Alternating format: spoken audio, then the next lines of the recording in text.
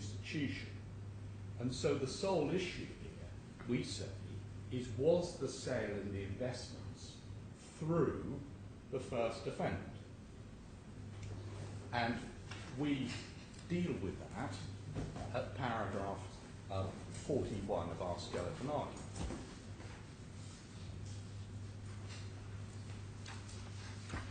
I'm so sorry, I've mislaid your skeleton. That's in A. Now, our skeleton is in the bundle of skeletons which was handed up by Mr. Brindle. Yes, I think we're tab of 2. course, it's as you say, a new skeleton, yes, not a supplementary one. Yes. Paragraph 41. We deal with it in paragraph 41, but if I could just explain it orally, just kind of orientate you where we are in our skeleton. It's common ground, my Lord and Your Excellency, that the first defendant was authorised to arrange investments. So that was a permitted activity by them. It's also common ground that the first defendant was not authorised to deal in investments, and it's not suggested they did that either. And what we say is, on the judge's findings, it was through the first defendant that the investments were sold. It was the first defendant who arranged the sale. And on the judge's own findings, what they did was amounted to arranging. So if you look at the judgment at paragraphs 388,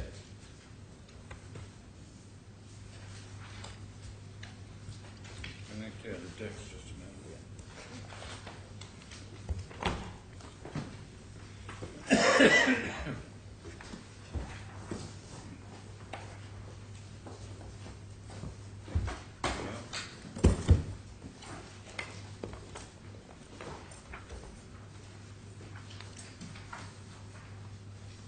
So, Your Excellency, if you look at 388(1) and 2, we say that on those findings of the judge, it was through the first defendant that we were dealing as principal, and that what they did amounted to arranging.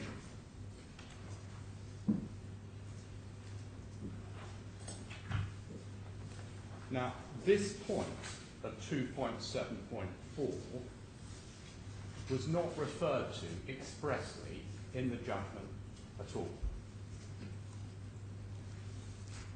But the judge at one point in his judgment did say that the second defendant did not deal in investments through the agency of the first defendant.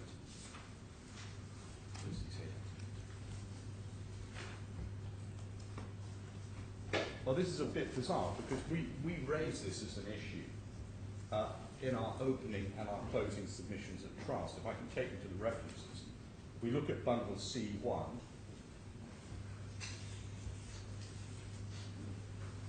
tab 26, page 694.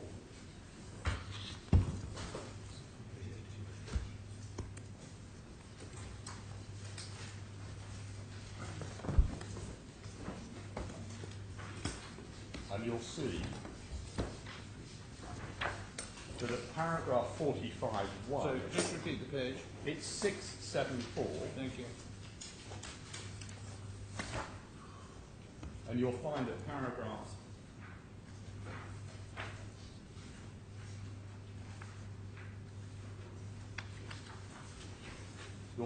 paragraph 45(1), we clearly raise this as an issue. We say dealing in investments within the meaning of general 2.7.4, and then we cite 2.7.4. And so it says at the end, the extent it is alleged that the second defendant entered into the transactions with the claimant through the first defendant, the second defendant fell within the exclusion. And if we put that file away and look at file C2, tab 29, at page 828, we can put that file away.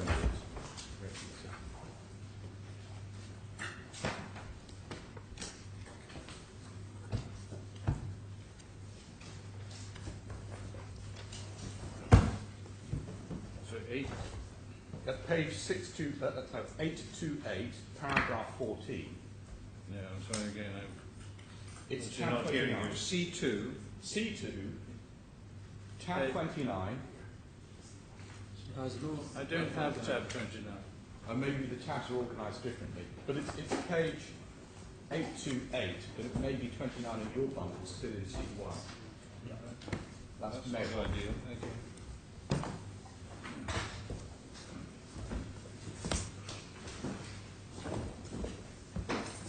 One of the luxuries of being a member of the bar, my lords, is that you don't have to put the bundles together.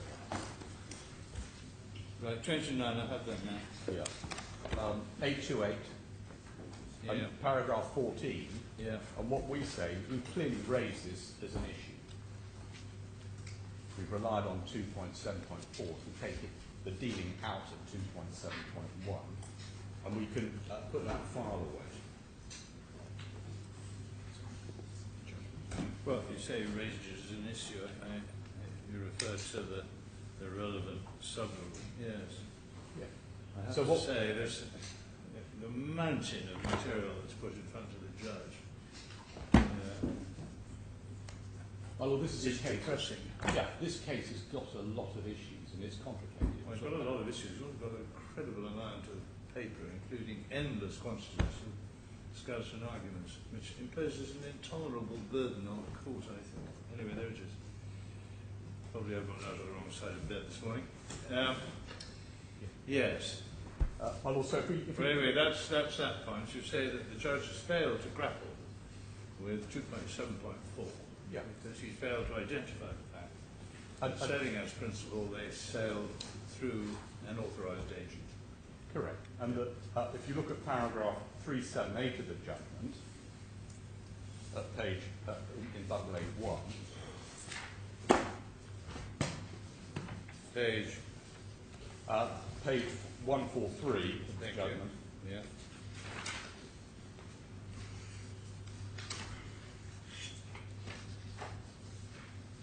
You can see at page paragraph 378. You can see that Judge may have touched upon the point because he says, line 3, not that it was doing so through the agency of Sarasin-Alpen.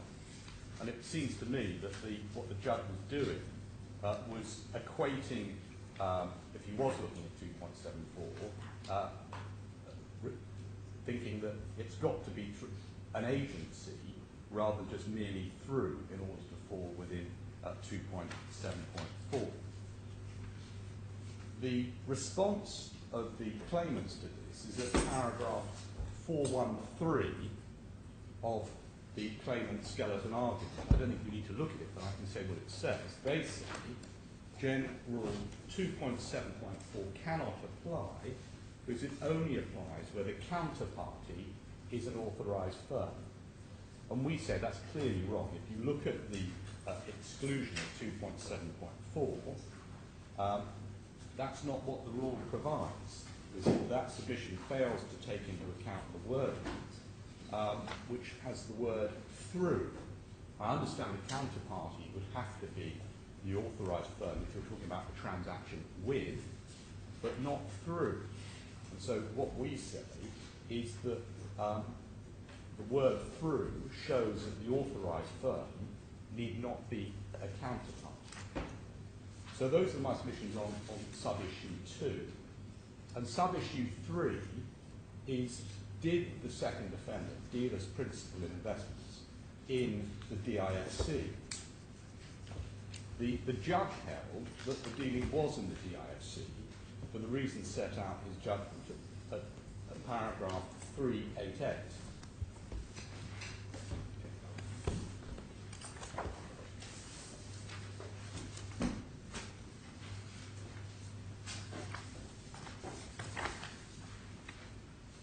But even then, it's not quite clear that that's what he did so far. Because if you look at paragraph 388, where he deals with the arguments on this, what he's merely doing at 388 is recording what the submissions were of the claimants. Because you can see that in paragraph 388, it says, in particular, in relation to the activity dealing in investments as principal within the meaning of General Point 2.7, it is said that the following matters lead to the conclusion that Bank Sarasin-Alpen was itself carrying on that activity to and from the DIFC. And when we say the judge has missed the point in any event, or at least the other side of this, because we're not dealing with the test of arranging investments, we're dealing with the test of dealing in investments. And so the focus must be on the sale of the investment itself. And so where did the act of selling take place? And we say that wasn't in the DIFC. If you, sorry to interrupt you. Of course. If you act through an entity, does the entity through whom you are acting have to be acting in and of itself for its own account? Or does through also envisage a situation where the instrumentality is not only acting on its own account, but is acting as an agent for and on behalf of, for instance, your client? Or maybe through, yes. And the rationale for that is that the arranger itself is authorised, and so you've got the protection there. I haven't expressed myself very clearly. Let me know. No, I'm sure you have. It's maybe I misunderstood. Is 2.7.4 only available if the entity through which the other party is acting is acting independently of and not as agent of or as an emanation of the other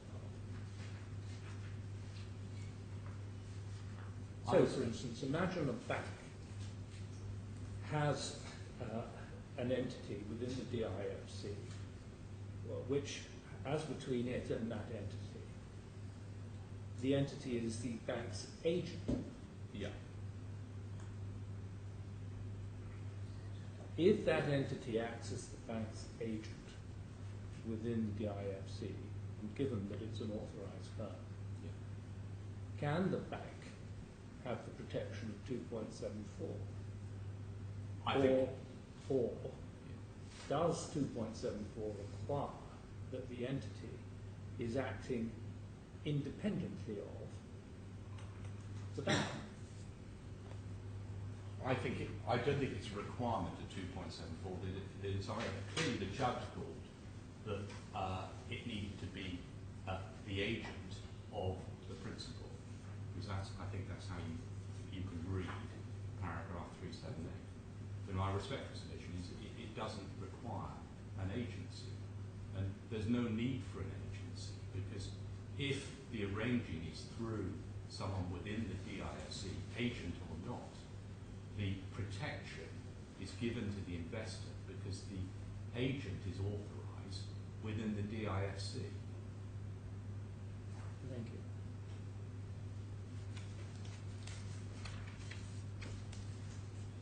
And if we look at 388, just brief comments, is that 3881, we say that's just an arrangement for a sale, and in any event was not in the DIFC. The same for 2. And what we say is you need to focus on the sale. And there are 2 levels that you could look at the sale. One is at the stage a binding agreement to sell by the second defendant and for the claimants to purchase. Or secondly, the actual sale in the sense of the investment going out and being bought and sold.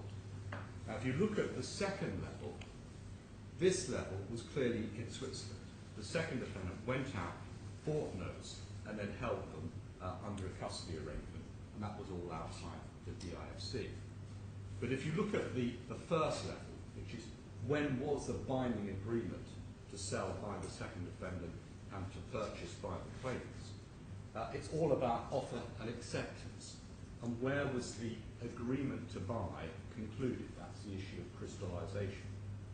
Well, the claimants agreed to purchase the notes, and they were only bound once they signed the confirmation of investment, or they give the instruction to go ahead. And you've seen the confirmations of investment. I'll just give you the references. For the first tranche, the confirmation investment is of the 6th of June 2007. That's in Kuwait, and that's H1 tab 128.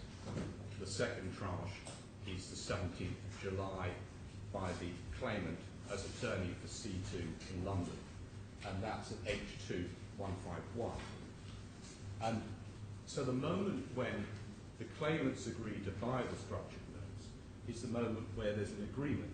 But it's not until when the second defendant is notified in Switzerland that the whole thing is crystallised.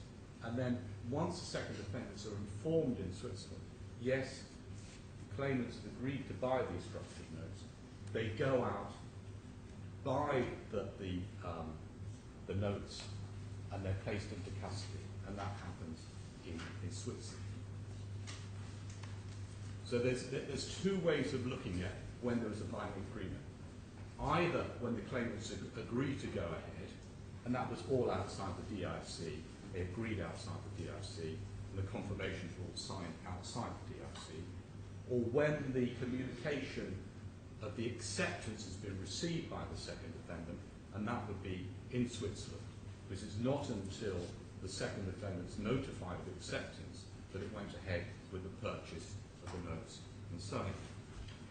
So, Milord, that's the first of the four grounds in relation to the specifying activities.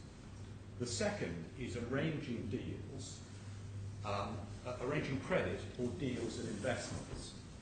And that is explained in paragraph in rule 2.9.1. So we need to go back to G3, tab 92, at page 5639.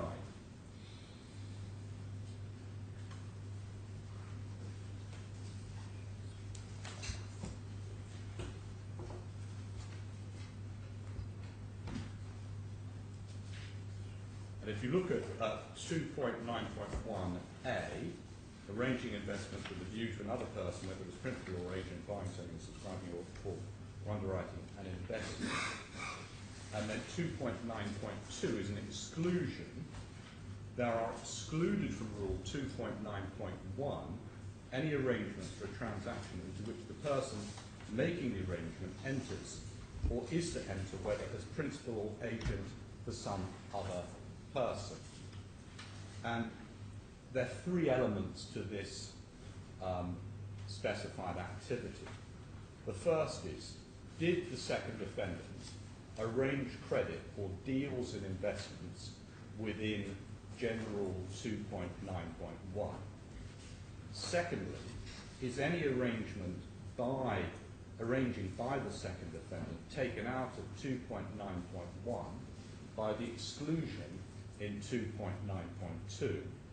And thirdly, did the second defendant arrange credit or deals and investment within the DIFC? And in summary, for the reasons I will expand on in a moment, our position on each of those three sub-issues is as follows.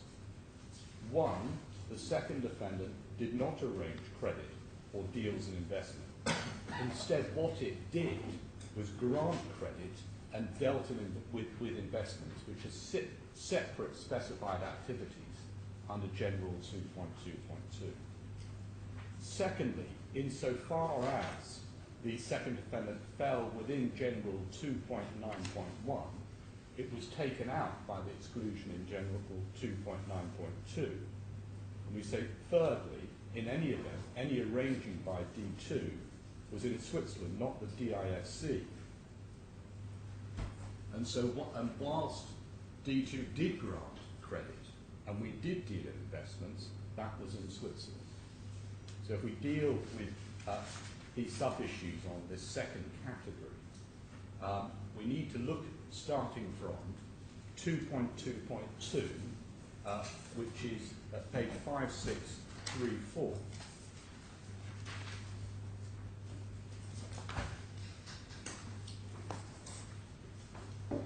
And those specified activities distinguish between B, which is providing credit, which we've always accepted, that's what we did, that's B, and F, which is arranging credit.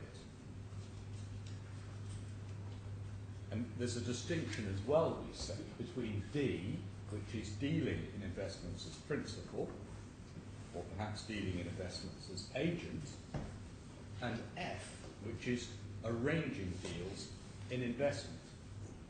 And in licensing, different licenses may be given to different authorised firms.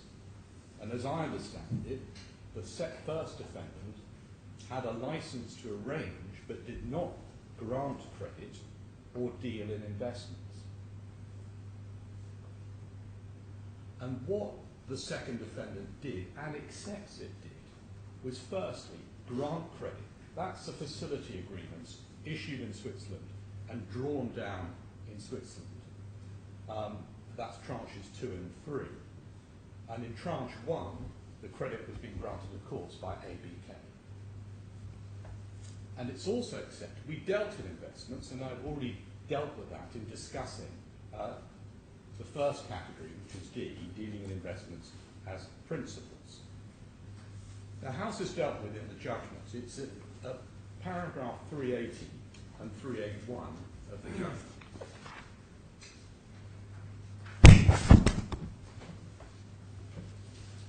How the judge dealt with it was, at paragraph 380, he set out what the claimant's argument was. He said, it is said on behalf of the claimants that Sarasin's activities included arranging credit and arranging deals and investments. But he doesn't analyse that at all, and the reason why he didn't analyse that, because at 381, he understood there being an acceptance by the second defendant, as recorded at 381, that it did carry out the activities alleged to constitute arranging credit or deals and investments within the meaning of Rule 2.9. So the whole issue of 2.9.2 is not dealt with at all in the judgment. If we can look at the submissions file, which is C1, tab 26 of page 674.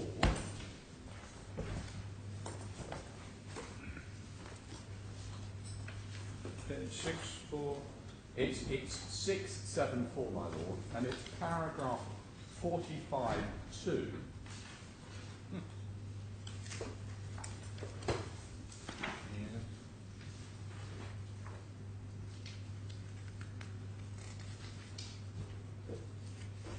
It says, in relation to arranging credit or deals and investment within the meaning of General 2.9 and arranging custody within the meaning of General 2.14, these activities could not be applicable to the second defendant, as it did not act as an intermediary, but actually carried out the principal activities all in Switzerland.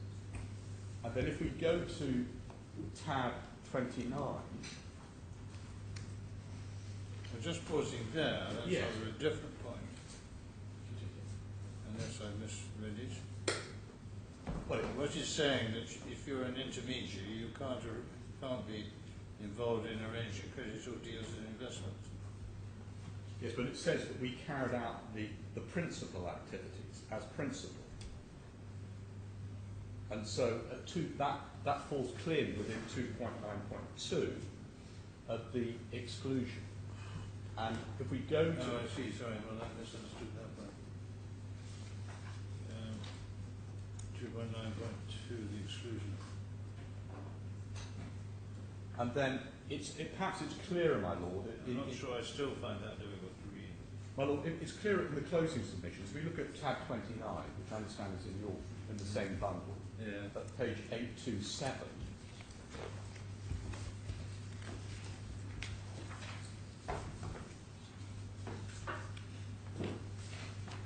Yes. I fully accept your Lordship's point about the opening submissions. It's not as clear as might be, but the closing submissions, it is clear. Because at subparagraph 2, paragraph 10 from page 827, by general 2.9.2, there are excluded from arranging credit or deals and investments any arrangements for a transaction into which the person making the arrangement enters into or is to enter whether as principal or agent for some other person. Self-evidently, the second defendant dealt with the claimants as principal, and even if all the other criteria are satisfied, which they were not, the material transaction would still be excluded from the definition.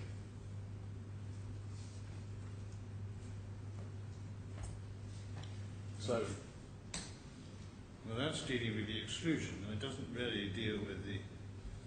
We are dealing with the exclusion. The judge's understanding there was an agreement that it was within 291, but anyway, there we are. But the fact is, my Lord, whether the judge misunderstood the point, it's now a point that's raised for consideration by your Lordships and your Excellency on this appeal. And I can fully understand the difficulties the judges have with these provisions because they are extremely difficult It's an to work through. extraordinarily tortuous piece of language, isn't it? It is. This area of law is a minefield even for lawyers, let alone clients. If I could go back, my Lord, to the paragraph 380 of the judgment. Yes.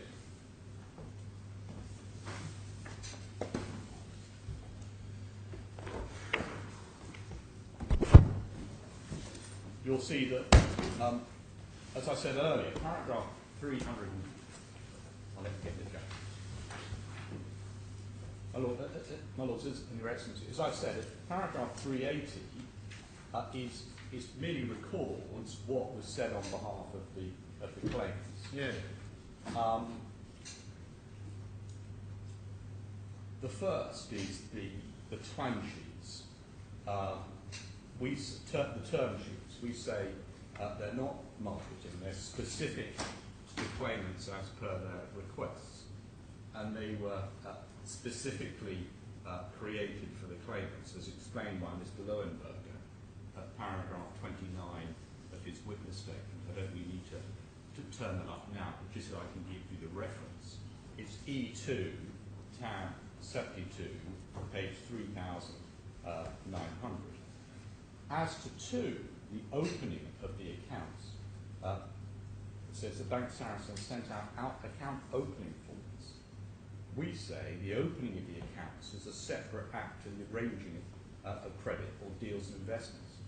The accounts were opened before anything was done, and the mere fact that an account is opened does not mean the claimants will go ahead and purchase an investment. And as regards 383, we say that mischaracterises the second defendant. We simply provided credit for tranches 2 and 3. We're not arranging, we in fact provided credit. And if you look at General 2.9.5, which is at page 5641,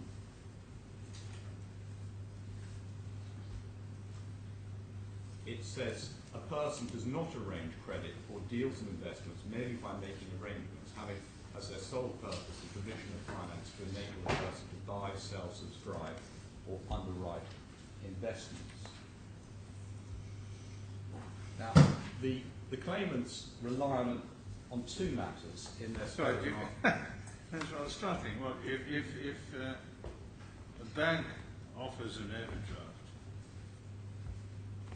to enable someone to buy an investment, he's not arranging. The bank is not arranging credit. It's providing credit, which is a different category. Right, and it may be providing credit as well, but it's not arranging credit. That's what it says. Yeah. And you say that doesn't. So what would be arranging credit? Arranging credit is what, arguably, the person the DIFC is doing under their license is seeking to get a bank to provide credit, being a bank outside the jurisdiction. Acting on behalf of the client to go to a bank and get the bank to give credit. Right? If we look at the other side skeleton argument, paragraph 414. Yes, which one? The claimant skeleton argument. I don't know where it is, my lord, in your lordship's files. It's in A2, isn't it? So the skeleton argument for what? For this appeal. Right. I think it's in A2. I think. Yeah. Well, it would be helpful if you could give us reference. Yes, because it's right. Yes, page.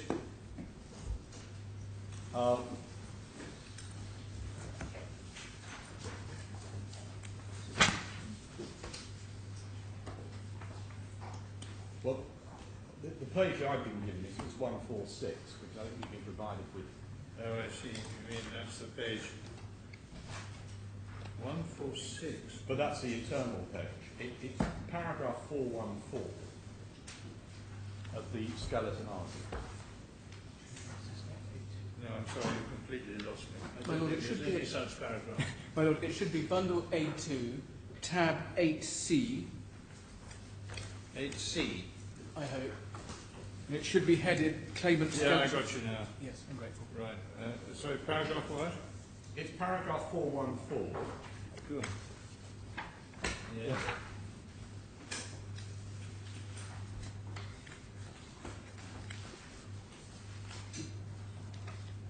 Yep.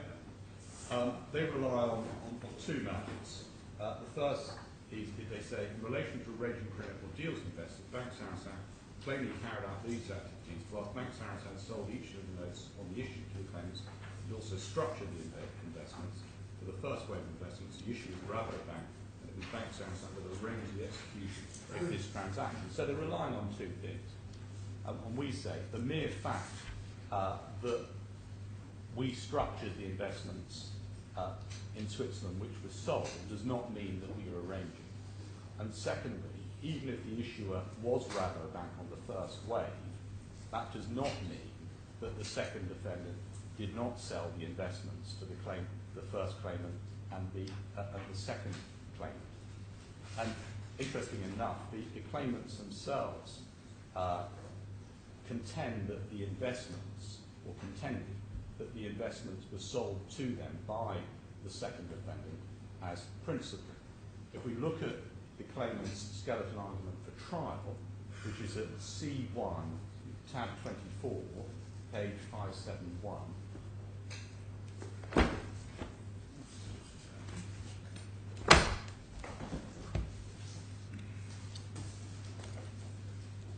What was the bundle number? it's bundle C1, Yeah. tab 24, C1. The claimant's opening submissions. opening submissions at paragraph 166.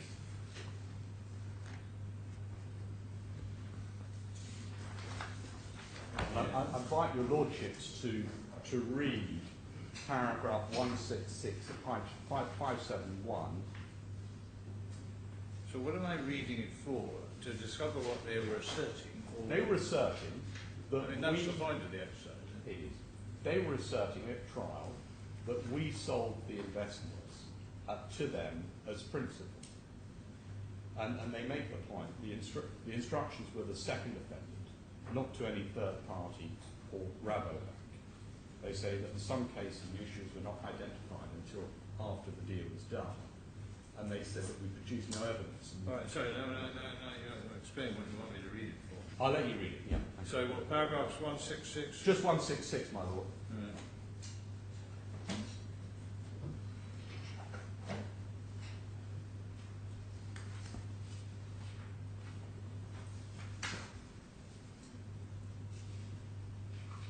So you've gone back to 2.7 now?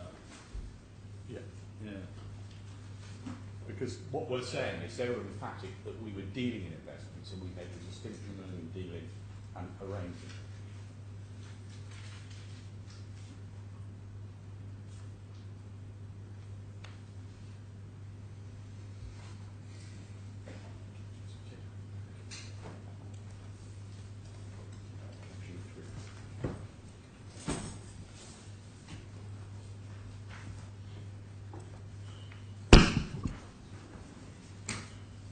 Okay.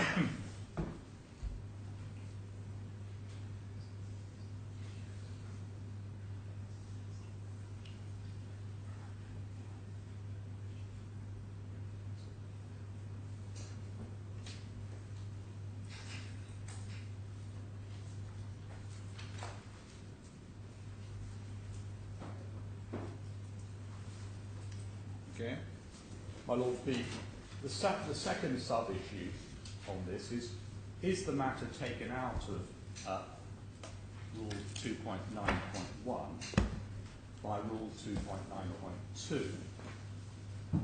And if you look at 2.9.2 is at bundle G3, tab 92, page 5640. And what we say is the purpose of 2.9.2 is to take out of 2.9.1 where the transaction is with or the credit is being granted by the party. And those activities all fall within either B, which is providing credit, or D or E, dealing in investments either as principal or agent. So they are excluded from Rule 2.9.1 any arrangements for a transaction into which the person making the arrangement enters or is to enter, whether as principal or agent for some other person. And we say, yes, we granted credit, and that aspect is excluded. We say, yes, we sold to the claimants the structured notes, and we say that's also excluded. The point the other side of making, well, look, on the first tranche, the issuer is Rabobank. And we say, well, the mere fact that the issuer is Rabobank does not make the transaction fall outside 2.9.1, as the transaction itself was the sale of those notes as principal by the second defendant to the second and third claimants. So it follows you purchased the notes from Rabobank. Yes, and then we sold them on to the claimants.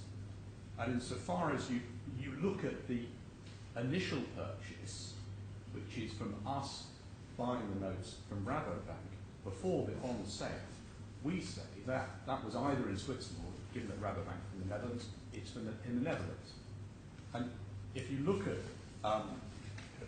what the other side picked up on, it's the cross-examination of Leuenberger, which is at bundle D2, tab 57, page 1473. Reference again, please. Yes, it's at bundle D2, which is the transcripts from trial day 7, tab 57, page 1473.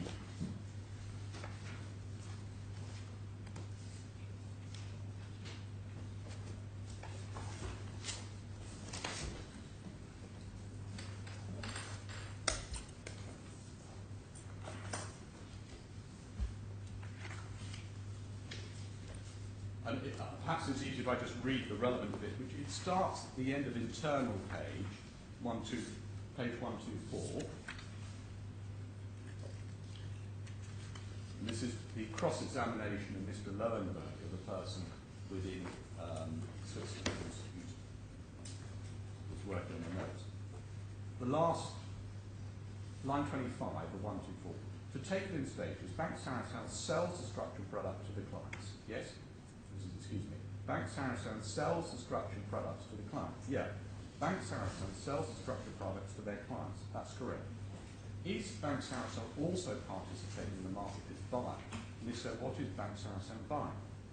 Answer. From time to time, our clients ask us for structured products which are not issued by Bank Sarasin. So we would be buying a structured product from the third party and selling it on to the client.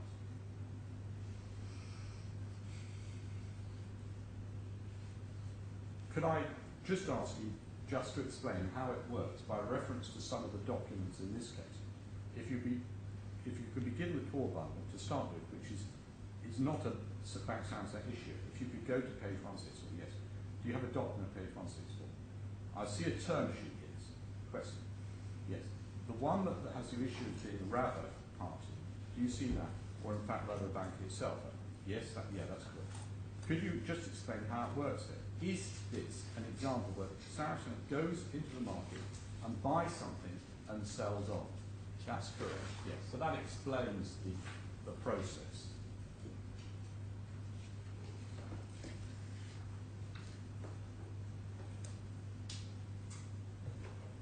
I'm very sorry, it shows I'm being very slow this morning. Can I come back to 292 and try and put some names into it? Yeah. This is an exclusion from activity which would otherwise constitute arranging credit or deals in investments. Yes, my lord. Yeah. And they're excluded from that activity an arrangement for a transaction. Yeah. That means The purchase of the notes or the sale of the notes, yes, my lord. I suppose so, all right. An arrangement for a purchase or a purchase. Any arrangement for a transaction. Well, I understand the word transaction. Yeah. Arrangement? This whole provision is dealing with arrangements. So the transaction itself is dealt with by different provisions. This is dealing with an arrangement or arranging. A preliminary, really, for an investment. Yeah. It's this section only deals with the arranging. Yes, I'm just trying to understand what the language means. Yeah. I agree what it's dealing with is removing from arranging credit or deals in investments certain other arrangements or certain arrangements. Yes. So what it excluded any arrangement for a transaction into which the person making the arrangements, Correct. that is for this purpose D2. C2, D2. D2 rather, Yeah. enters or is to enter, Correct. whether as principal or agent for some other person. Correct. Well, that covers almost anything, doesn't it? He's always going to be acting either as principal or agent for some other person. I'm obviously being very slow. No, because, my lord, the reason why that's He fine. can't entertain any activity unless he's either acting as a principal or as an agent for someone else. Let me go back. Yeah. You can have an arranger, separate person entity, and you can have the person who provides the product. Right. And what they're saying is, if it's being asserted that the person who is the arranger is the person who provides the product, then it's excluded. What arranging credit or deals and investments is meant to cover is the activities of people like the first defendant. So I'm beginning to understand. So if the person who is making the arrangements actually provides the product, that is excluded from 291. Yeah. And he gets swept into some other provision as to the making of the investment. Exactly, either dealing investments, the dealing point. And the reason why the other side clearly don't want to say we're rely on providing credit or merely relying on acting as principal. You say it happened in Switzerland. Yeah, exactly. Well, we deal with this at paragraph 47, 3 to 5 in our skeleton argument.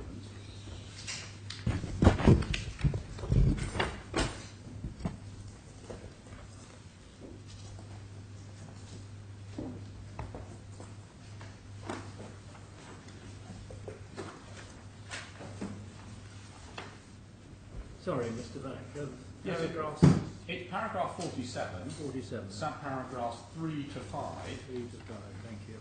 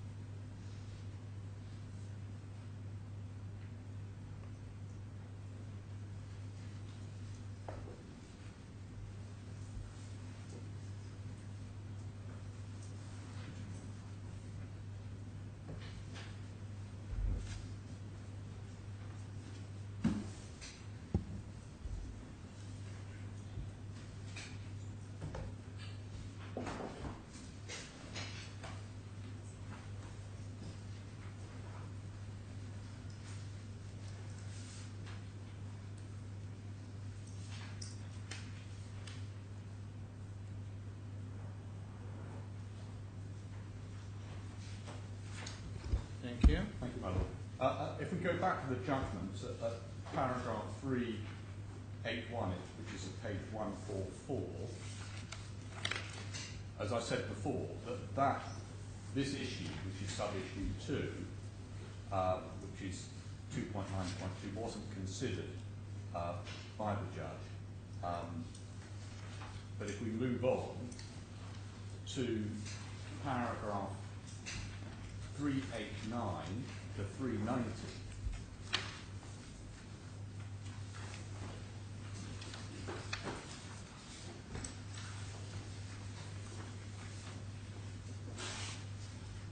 what we have, and I'm just going to touch upon this, is that at 389, what the judge does is he takes from the submissions of the claimants what they say. So it says, in relation to arranging credit or deals investment within the meaning of General 2.9, it is said that and what we say is that's not a finding by the judge. It's merely setting out what the arguments are. Yeah. And then we have the same at 390, which is, it says the claimants also rely on the following matters. Now, I'm going to deal with the whole topic of in or from the DISC once I've dealt with each of the subcategories. But just briefly, just to summarise on this, we say firstly, there was no arranging by the second offender to the rule, and it was excluded by 2.9.2. Secondly, insofar as we granted credit or dealt with investments, that was in Switzerland. And thirdly, any arranging was by the first offender for itself and within the terms of its own licence. As I said, I'll come back to this in more detail later on. What was the third point? But my third point is any arrangement was by the first offendant, and that arranging was for itself and within the terms of its own licence. Yeah. But as I said, I'll come back to this passage in the judgment later on. The third category is advising on financial products and credit. So if we go back to bundle G3, tab 92, page 5641.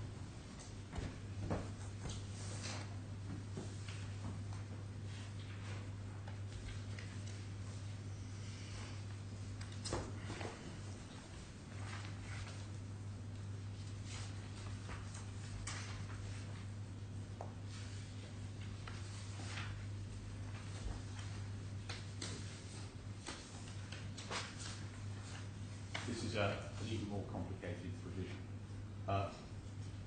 2.11.11.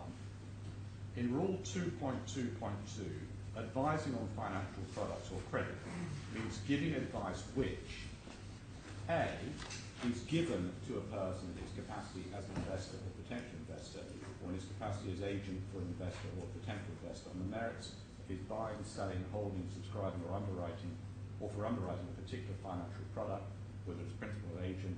B, is given to a person in his capacity as a borrower or potential borrower, or as agent for a borrower or potential borrower on the merits of his entering into a particular credit facility. Or C, constitutes generic advice. And then we have all the provisions about what does generic advice mean in subparagraph 3. And of course, Mr. Brindle's gone over that issue with you in some detail over the last couple of days. On this subcategory, there are two issues. The first is, did the second defendant provide the claimants with advice on financial products and credit? And secondly, was that advice in or from the DISC? And our position is as follows on each of those. Firstly, the second defendant did not provide advice to the claimants. Insofar as the claimants were receiving advice, it was from either the first defendant or their own in-house financial advisor, Mr. Tanner. And secondly, we did not provide advice in or from the DISC. So if we look at the first sub-issue, did we provide the claimants with advice on financial products and credit? And on what we say is the judge lost sight of, and it's important to maintain a distinction between the roles of the first offender and the second offender and their authorisations. On our level, you've got a well-known and established bank in Switzerland which is authorised and regulated in Switzerland with its own regulator. On the other side, you've got the first offendant in the DISC with its own authorisation, which permits it to provide advice but does not permit it to provide credit or to deal in investments. So you've got those two things there. And we say the claimants did have a relationship with D1 as reflected in the additional general business conditions which were issued by the first offendant and signed by the claimants. And of course you'll appreciate that the first offender's case is that they didn't provide specific advice, but they were providing generic advice. So whatever I may say about advice, please take it with that caveat that I understand what the first offender's case is. You shouldn't take it from me that they were providing specific advice rather than generic advice. If we look at the additional business conditions, they're in bundle H1, tab 122, at page 6376.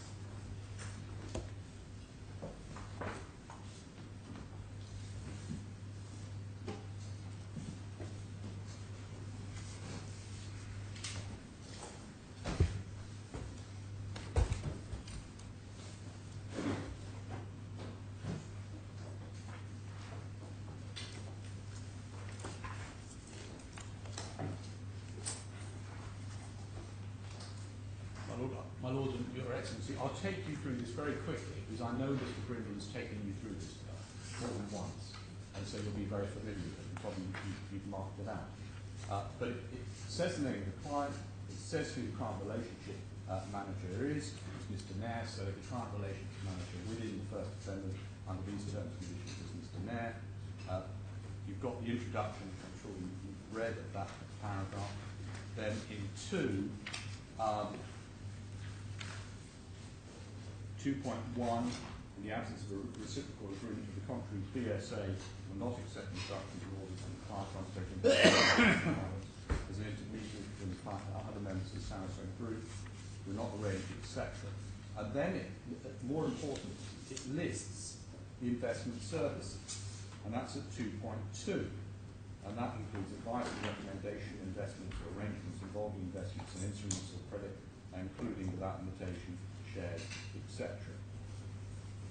And so that's 2.2, and we say that's an important paragraph in the scheme of things. Then 2.6, which is the D1's obligations when providing investment services. And I would invite Your Lordship and Your Excellency to read the whole of paragraph 2.6. Maybe you've already read the whole thing. Well, we have read it several times. Yeah. Then if you want us, we'll do it again.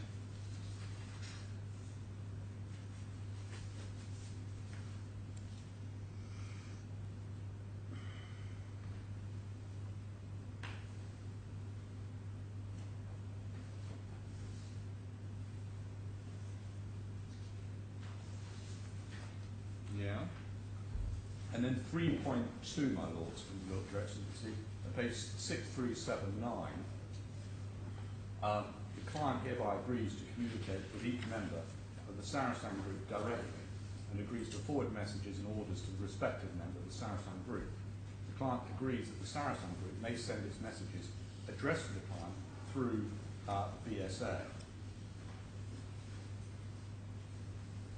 So that's the relationship between the claimants and D1. And we say under that we have a client relationship manager there's provisions for providing investment services, and there's an understanding that communications with other members of the group can be through the first defendant. And we'll come back to that aspect later, because what the arrangements were, the basic structure of having an authorised party within the jurisdiction arranging and a party outside but regulated and authorised by their own country is a conventional structure. But the judge clearly thought that no, it's not. He thought that by having that conventional structure, you pull into the regulatory regime not just the entity here, which is being authorised and regulated here, but also the entity outside, which is authorised and regulated there, with the result that they say, well, you've breached the requirements here, and so your transactions can be effectively set aside, which is a pretty harsh result, and we say is a pretty radical departure from how business is actually done, both here and in the UK, when you've got this type of arrangement. The first defendant and the second defendant have their own intra-group delegation agreement, under which the KYC obligations of the second defendant were delegated to D1. And we say that the delegation is limited to that under that agreement. And it may be that, do your lordship want to look at that, or do you just... KYC is know your plan. Yeah, that's right. And that, the agreement, perhaps we just quickly look at it. Better look at it. Yeah, we should do. It's tab 105 of this bundle, my lord. Yeah. And it's an intra-group delegation agreement. And I'd invite your lordships just to read the first page.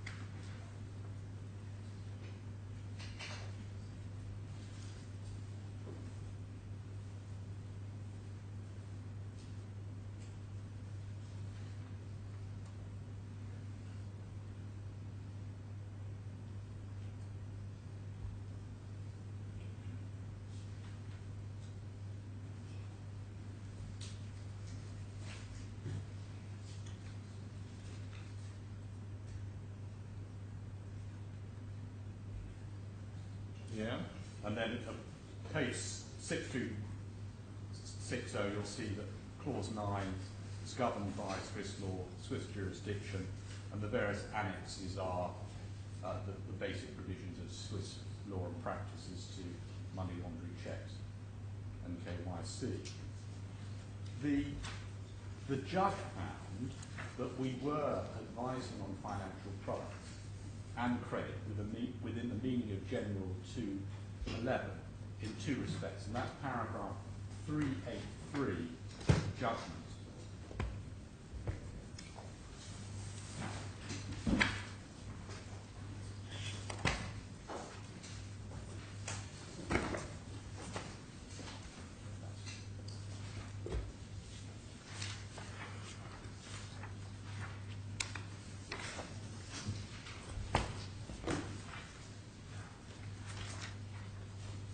If we just look at the structure of this section, my lords, if you look at page 144, 382, the learned judge sets out what the provisions are, and we've looked at those.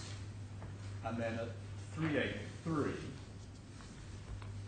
says, Bank Sarasin produced a number of marketing presentations for the claimants. These were distributed to the claimants through Mr. Alia and others at Sarasin-Alpen in the DIFC. Further, Bank Sarasin structured the investments of the claimants, which constituted giving advice based on instructions of the DIFC. So the judge is saying that this finding is supported effectively on two limbs. One, the production of a number of marketing presentations for the claimants distributed through D1. And two, that he's found that merely by structuring the investments for the claimants, that constituted giving advice, and clearly we don't accept that.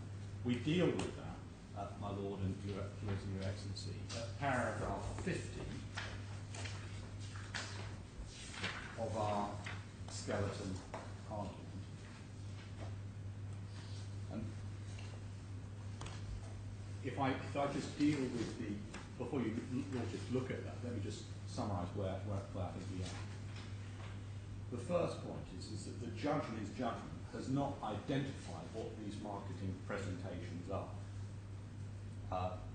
Secondly, if he's referring to the general marketing material, we say that's not on the merits of any transactions with the second defendant. Thirdly, we never met the claimants, so there's no oral presentation by us. And fourthly, we did not give the claimants advice on the merits of any transactions, and that was not our role. And fifthly, if it's a reference to the term sheets, they're not intended to influence, and there's an express disclaimer on them setting out that they're for information only, and that the client should seek their own advice. And perhaps we could just look at one of the term sheets just for that proposition, which is bundle H1, tab 128, 6414.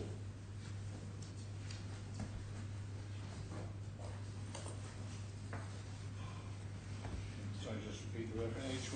H1, 128, 6414.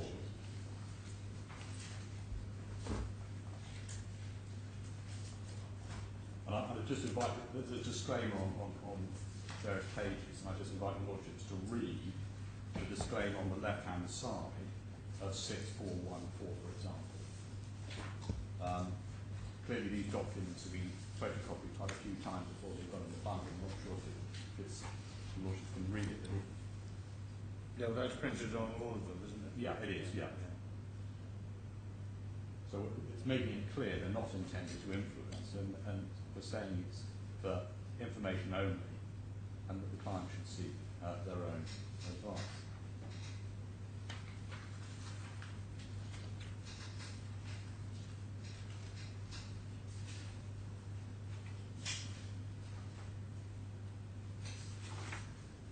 And then I'd invite you now to look at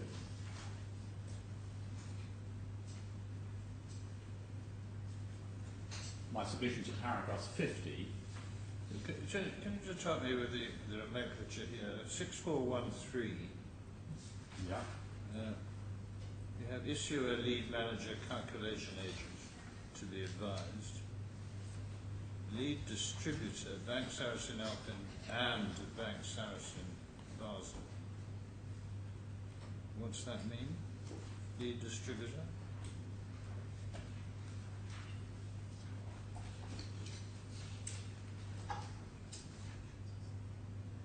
That's the person who are producing the term sheet and sending it out. Oh, the distributor of this document? I think so, yeah. Okay. And then, over the page, well...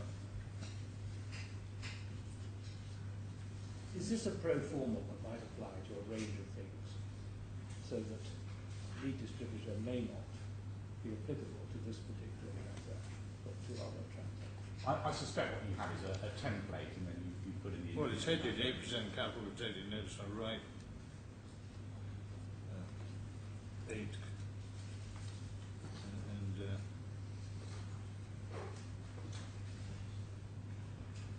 sign bonus to Khorafi.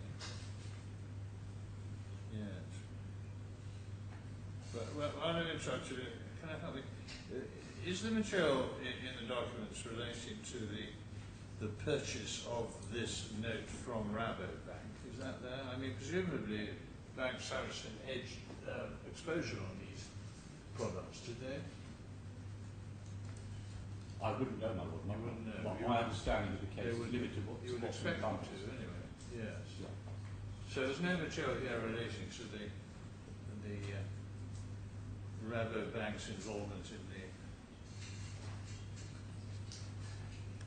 I production of wouldn't have thought, given the nature of the product, that they would hedge, because what they're doing is they're buying it as principal from Rabobank, Right. and then on selling it to the customer, Right. and so they wouldn't need to hedge. Well, maybe Rabobank would hedge. Oh no, that's I can understand why the Rabobank may want to hedge itself. Yeah. Yeah. I understand. Okay, thank you. Right, but Then- I've interrupted. If they are hedging, it may be they're hedging on a global basis as well, not Yeah. specific. Yeah. Well, we're now up to paragraph 50 of my skeleton argument, and Yeah. as your lordships have taken that, and then at paragraph 51, we deal with the... Sorry, I'm not sure I have read 50. Oh, If you want me to. I do, yes. Yeah. The whole of this castle is about to collapse, actually. We'll soon find out. Well, I hope it... Yeah, I meant this castle document.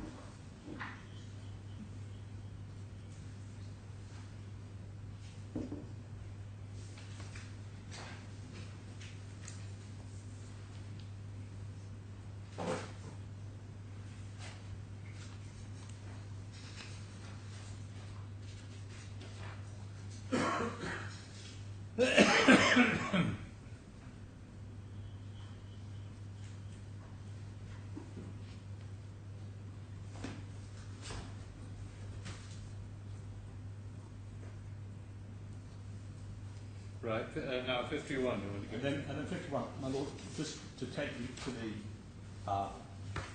51, 3, 4 and 5, I don't think I need to take you to the confirmation of investment sheets themselves, because Mr. Brindle has done that. But I do rely on the passages that I've set out from those documents at 3 and 4. So your lordship and lordships and your excellency can kind of read that.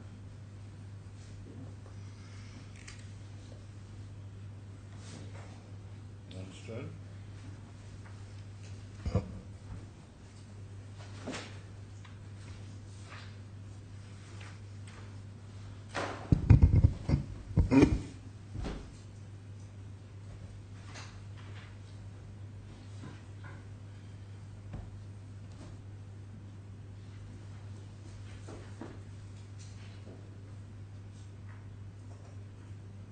So you've got that, my lord. So we've got the tranche 1 term sheets at H1 128, tranche 2 is H1 151, and on tranche 3 the term sheet was not signed, but the first claimant was acting as the third claimant's attorney for that. He signed the previous term, so he knew the basis on which these products were being provided. And the term sheets were, in fact, supplied. The issue is that they weren't signed. And the term sheets are H2 189, 190, 191. And what the procedure is that you've got the first defendant in the DISC. They inform D2 of the claimant's requirements, and so that's received in Switzerland. The second defendant then produces term sheets which are purely factual and are not advice. And so we say those term sheets are just setting out the terms, they're not advice, and they disclaim giving it any advice. And so we say that does not fall within General 2.11.12.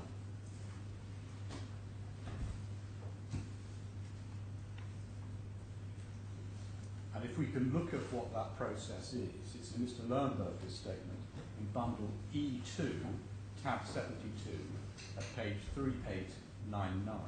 So, which Bundle E2. E2. Yeah. Divider 72, Yeah. page 3899.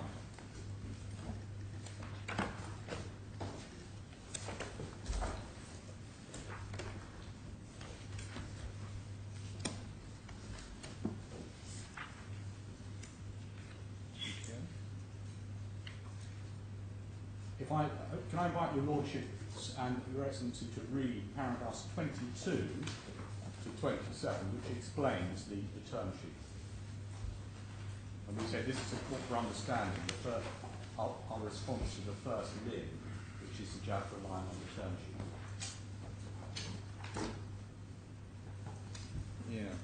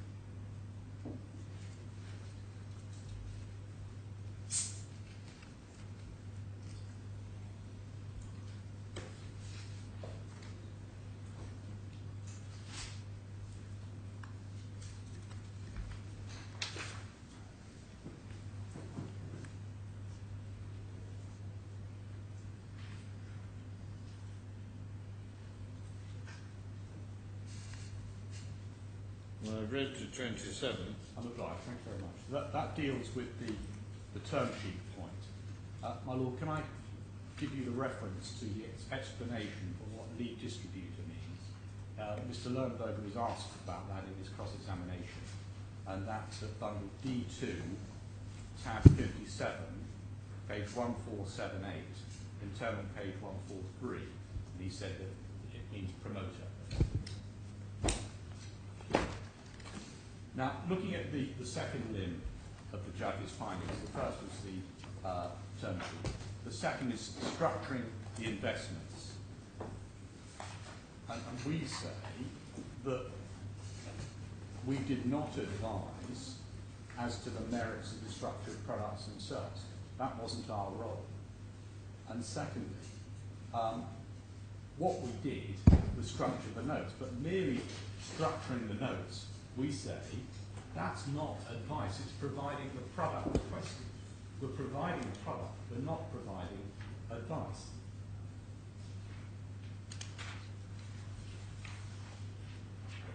In the claimant's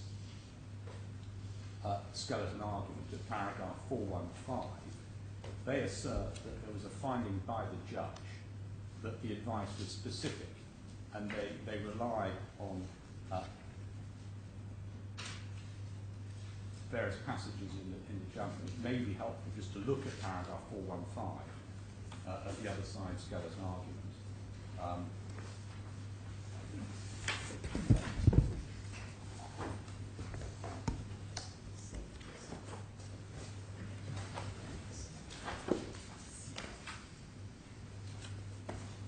That's in bundle A2, tab 8C. And it's page 415. So this is their case on this subcategory. Advising on financial products or credit. They say, after advising on financial products or credit, the judge's conclusions are based on the finding that the advice given is specific, not generic. And then they refer to 286 to 288. That was the conclusion that the judge was entitled to reach on the available evidence. There was no proper basis for the appeal court to go behind that decision. Now, Mr. Brindle's gone over that point in great detail yesterday and said, no, what they were doing was providing generic advice at most and not specific advice. But if we look at that passage in the judgment, which is 286 to 288,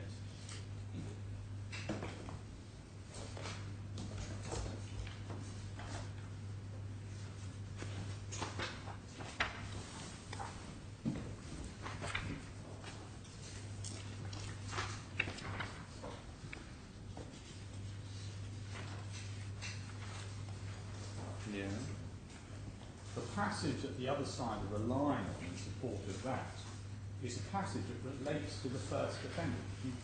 You've read 286 to 288, I think Mr. Brindle took you through it yesterday.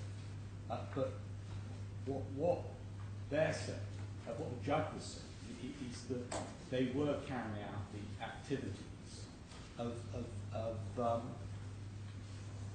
under COP.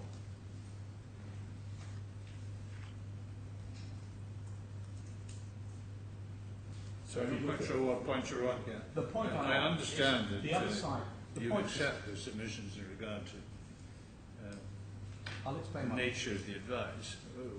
The point I thought you were on is whether the structuring of the notes by expressly or inferentially gave rise to the giving of advice. This seems to be a different point. It is a different point. What I'm doing is I've dealt with where the structuring of the notes is advice. Right. I'm So now what point are you dealing on with now?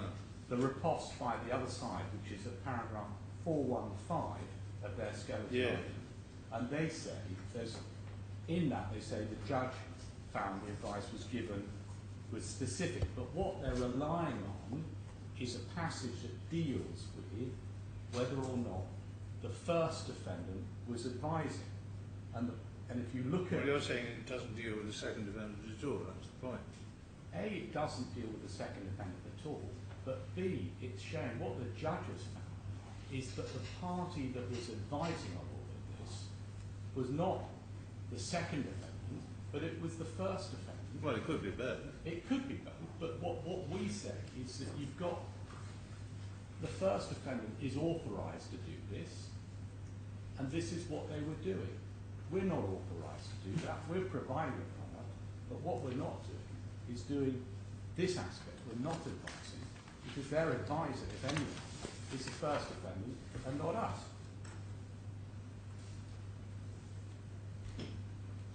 Understood. Thank you.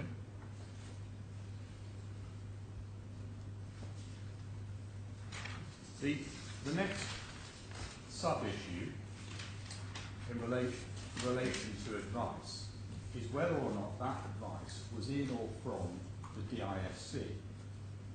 Now, the first point, as I've already made, is we weren't giving advice, and if it was saying it was not in the DIFC.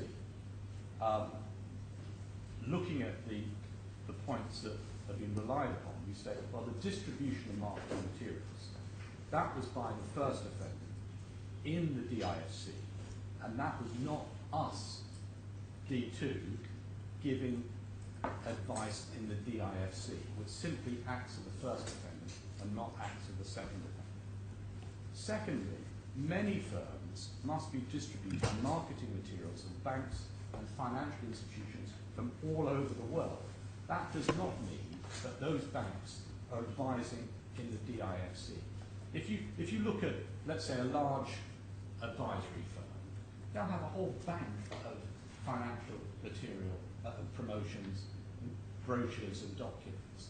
Does that mean that those banks, merely by having marketing materials in the DRC, are advising the DRC? We say no.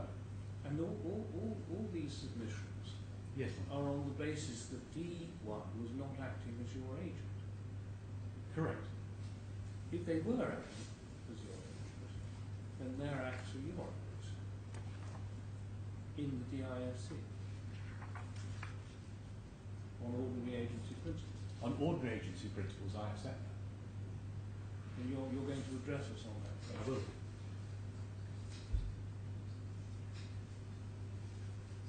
Of course. And Mr. Brewer reminded you, of course, you still have to distinguish between the acts of what D1 is doing for their own business under their own license and the acts of D2 in respect to their own business. I think you still have to do a distinction. But the fact that you have two separate entities, separately licensed in their different jurisdictions, Correct. does not preclude there being an agency relationship between the two that could lead to the activities of the one being imputed to the second. It is possible, yes. But what you understand what our solutions are, which is set out in our Yes, solutions. you say that each of these entities is acting on their own account, and not as D1 is not acting as your agent in giving advice and the other activities engaged upon in respect of these transactions. And then The next aspect of this point is as regards the structuring of the notes, this was done exclusively in Switzerland. Clearly we say no structuring took place in the DIC. So if you're looking at the two notes, one is the marketing materials. We say what I've just said before, and as regards structuring, we say it's clear that the structuring took place in DIFC. I'd now like to take you to FSA against Bayshire, nominees 2009 PWHC 285, which is in the authority bundle 2, tab 15.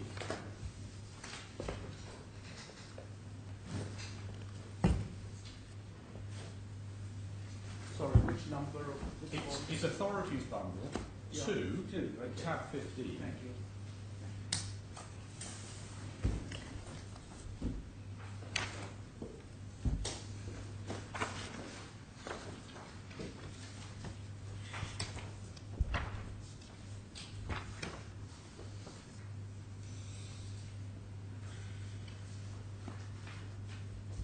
You'll see from paragraph 3, this is a case relating to boiler room activity. I'm sure that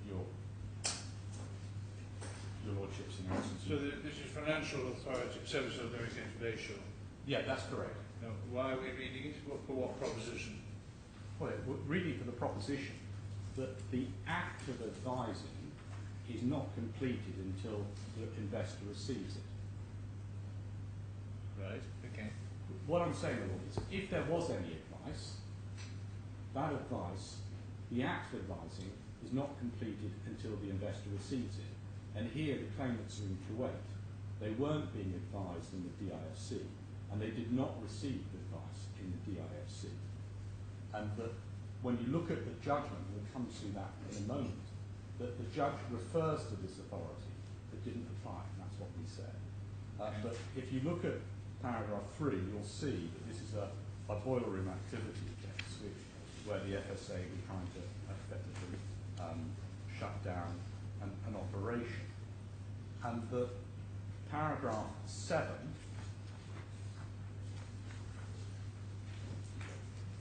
last 3 lines, it says, against Gatemore and Enterprise Analytics, the FSA's case is that they were advising on the buying of investments contrary to Article 53 of the RA and Section 19 of the FSMA.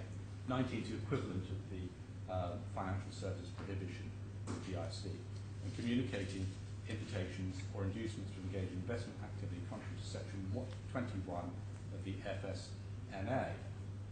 And then at paragraph 8, they set out the relevant article of the RAA, advising a person to specify kind of activity if the advice is A, given to the person in his capacity as an investor or potential investor, or in his capacity as agent for an investor or potential investor, and B, advice on the merits of his doing any of the following, whether as principal or agent, or buying or selling a particular investment. And then at 9, they say specified activities are only prohibited if they are carried out for this purpose in the UK. Although the FSA does not have direct knowledge of this one way or another, the evidence does appear to suggest at least some of the moving forces behind the 4th and 5th offenders are based abroad and communicate their advice by telephone to this country. The question therefore arises whether the activity advising by telephone from abroad falls within the prohibition. Put it another way, where does the activity take place? Is it where the advisor is located, or is it where the investor is located, or both? So it seems to me, first of all, it would be somewhat odd if the provision of REO 53 could be avoided by the advisor locating himself outside the jurisdiction. The purpose of the restriction is to prevent investors from receiving advice from unauthorised persons, and that purpose would be defeated if the section did not extend to advisors giving advice to investors in the UK from abroad.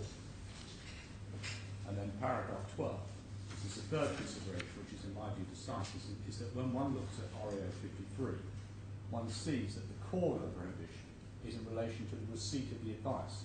The act of advising cannot possibly be completed until the investor has received it.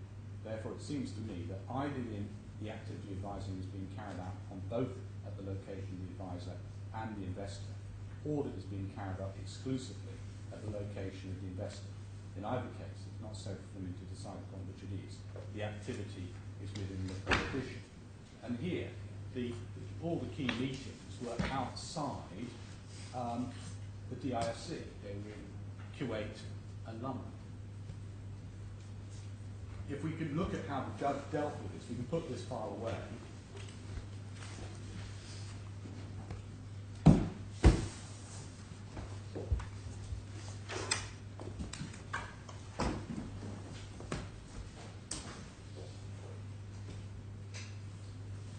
What the judge did in paragraph 392, page 152,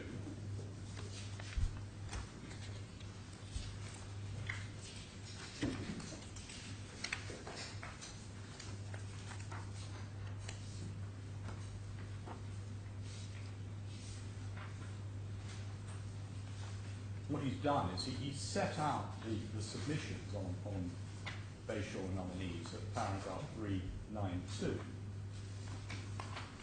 And invite the Lordships to read 392.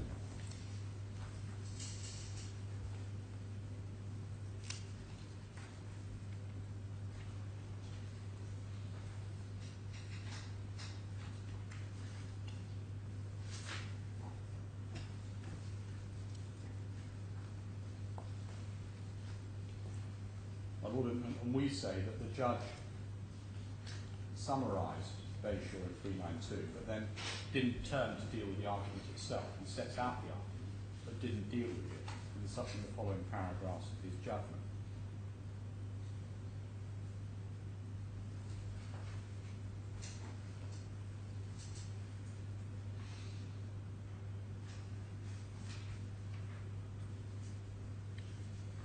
Well, yes, all right.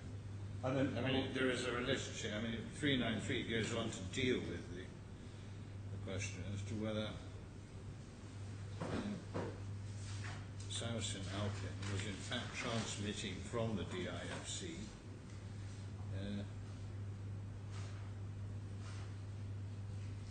information and or advice and or other material which had emanated from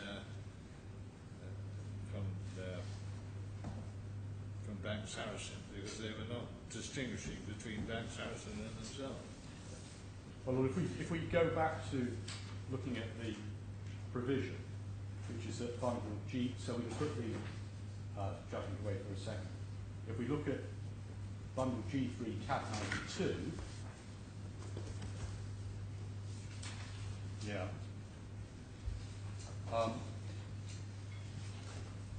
2.11.1, advising on financial products or credit means giving advice. So it's giving advice, and then A is given to a person, or B is given to a person. And what we say is, following the UK legislation is considered invasion, the core of the prohibition is the receipt of advice. So if advice is not received, it's not given to a person. And we say the advice is being received outside the DIFC and generally at these meetings in London or in Kuwait. The initial two meetings setting up everything was done in Kuwait. So whether or not D1 was acting as your agent, which I understand the judge effectively to be finding in paragraph 393 of his judgment, you say you have a trump card, and it's this, that if the advice was received outside the DIFC, that takes you out of any breach, whether they were acting as your agent or not. Correct. My Lord, the next item, which is the final one of the four, is arranging custody. And if we could look at Gen 2.2.2 at page G3, tab 90, page 5634.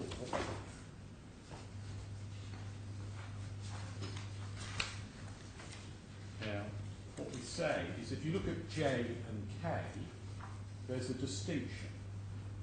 J is providing custody, which we've always accepted, and K is arranging custody, which we haven't accepted. Clearly, the claimants didn't want that classification because if we provided custody, that was obviously in Switzerland and not in the DIFC. Now this provision, in other words, is Shows my ignorance. Custody essentially meaning what? Retaining the product. well, no, you'll see the definition doesn't say that. If I can just show you It never does, does it? No, I think it's... It's not the real world. no, I think you will find it's a bit Alice in Wonderland when you actually see what they say about what providing custody is. It's 2.13.1 at page 5644. Yeah. Providing custody means both safeguarding investments belonging to another person and the administration of those investments. And then they list a whole host of things which don't constitute the administration of investments. And then 2.14.1, in Rule 2.2.2, arranging custody means arranging for one or more persons to carry out the activity described in 2.13.1. We say, yes, we did provide custody. We bought the structured notes. We held them in Switzerland as custodians. We placed them with other financial institutions as sub-custodians, but we remained the custodian itself. Now, if we look at what the judge found on this, which is at paragraphs 395, 385 and 386,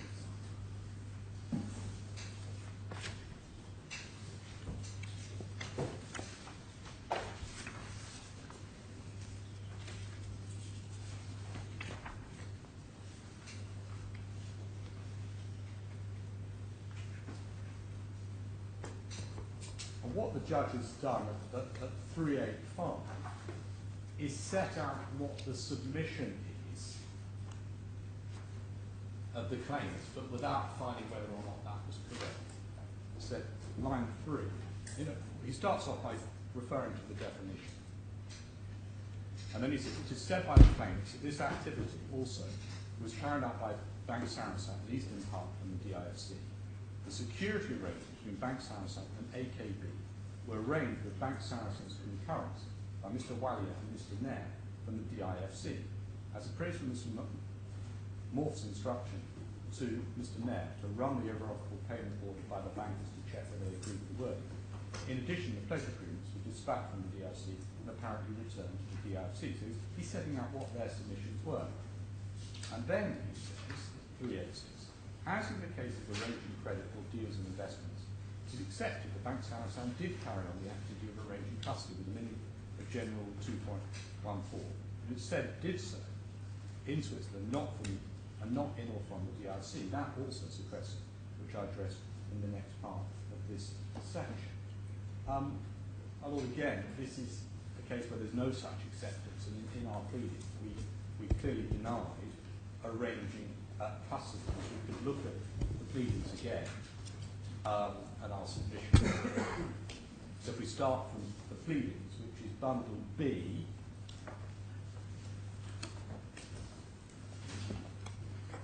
tab 20, no, tab 19, sorry. So we've got a hell of a lot of bundles open. So you want bundle B? Bundle B, my lord. Yeah. Divide out. So it's divider 19, Yeah. it's page 450, and it's paragraph 172G of the amended defence, subparagraph 3. So we go to page 450 and look at 172G, subparagraph 3. It is denied that the second defendant was, or by such act, would have been arranging custody with the meaning of 2.14 Gen module. The second defendant was itself the custodian in Switzerland. Although perhaps you can take it from me, but I'm happy to take you to the submissions. But in our submissions, we've effectively follow the same Well, line. give us the reference and then... It's a reference, it's submission paragraph 45.2, C1, tab 26 at 674. It's also in our closing submissions, paragraph 10, subparagraph 3, C1, tab 29, 827.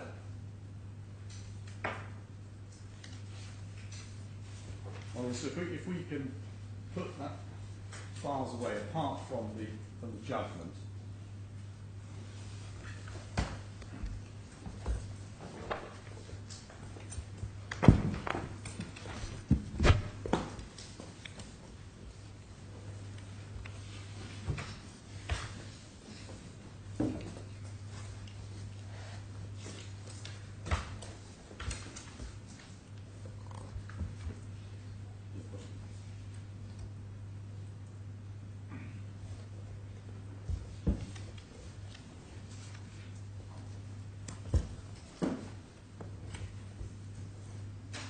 Right. so 385, which we looked at before, there are 2 points that the claimant's made that refer to in here. One is the security arrangements with Bank Sarasin and AKB, that's clearly tranche 1. And the secondly is the pledge agreements. What we say security arrangements mean D2 and ABK are not arranging or providing a custodian service. What happened is that the investments were held in Switzerland. As regards to pledge agreements, a pledge agreement is not arranging or providing custody either. A pledge agreement doesn't hold anything. These points, these 2 points, are not relied upon by the claimants in their skeleton argument for this appeal, but they've got a different point, which is at paragraph 416 at their skeleton argument. And it's a point that is not referred to in the judgment, but they're saying, D2 wasn't the ultimate provider of custody. If you look at paragraph 416 of the claimant's skeleton argument, which is at A2 stroke 8C, you'll see what their arguments are on arranging custody. A2, tab 8C, Yeah. paragraph 416. Thank you.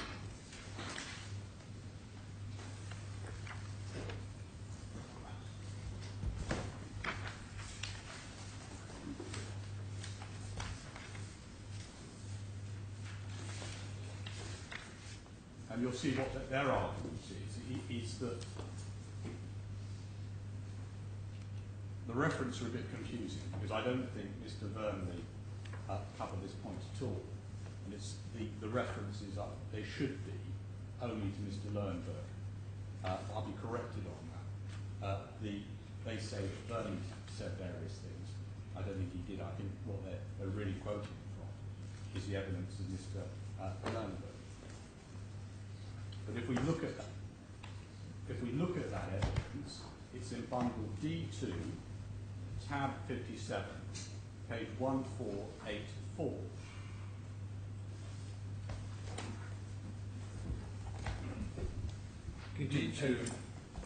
D2, tab 57, Yeah. 1484, and we start off at internal page 167. What we're looking for is what? The evidence of Mr. Learnberg as to what the arrangements were, Right. and what they're saying is Mr. Learnberg referred to what I would call a sub-custodian, that in respect of the structured notes. And I invite your Lordship just simply to read 167, lines 1 to 14.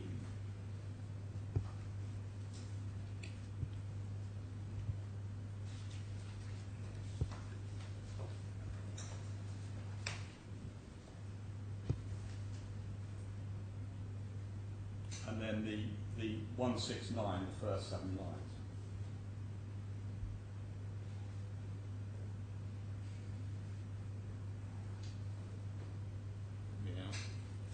And what we say is, well, it is used.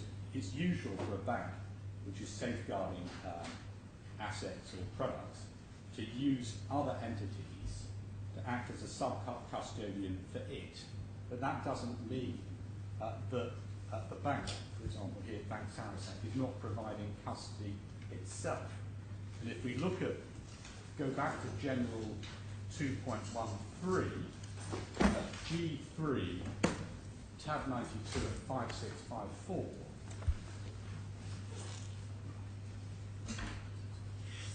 so 5644, sorry, that's a long reference. Yeah.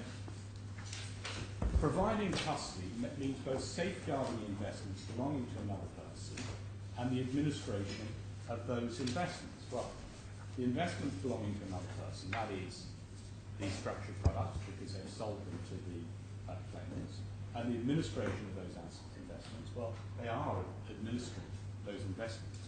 It's their job to hold those investments, and what they do is they place them with a sub-custodian.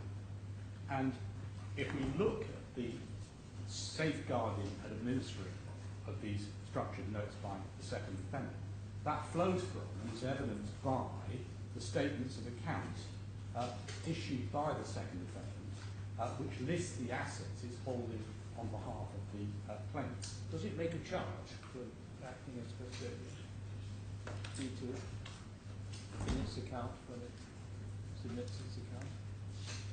My Lord, it would be, I'd have to take instructions on that because, as I said, my knowledge of the case is simply on what's before your lordships. I didn't do the original trial, but I will find out the answer during the next adjournment if it's necessary.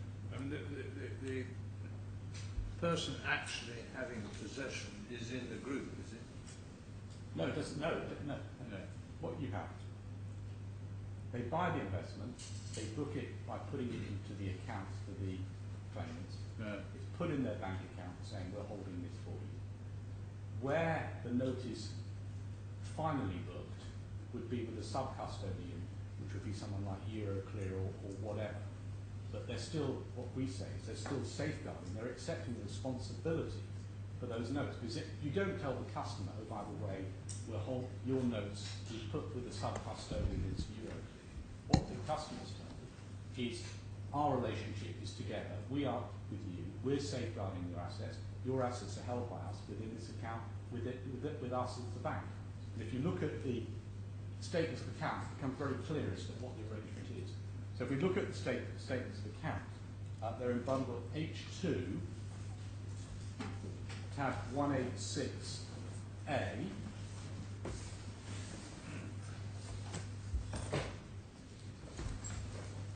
at 6651